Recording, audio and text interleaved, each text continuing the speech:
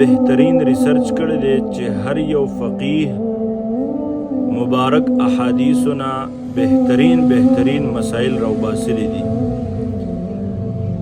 د هر مسلې په باره کې احادیث مبارکه موجود دي.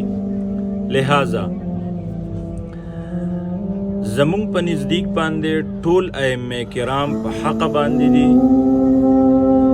د ترجیح په اعتبار سره مونږه امام ابو حنیفه رحمت الله علیه مسلک فالو کوو. زمونږ په نزدیک باندې ټول په حق دي، خو امام ابو حنیفه رحمت الله علیه چې کوم ترجیح ورکړی دی د احادیثو په رڼا کې، نو زمونږه په هغې باندې زیات اعتماد دی. نو ځکه په دې وجه مونږ د امام ابو حنیفه رحمت الله علیه مسلک فالو کوو او دا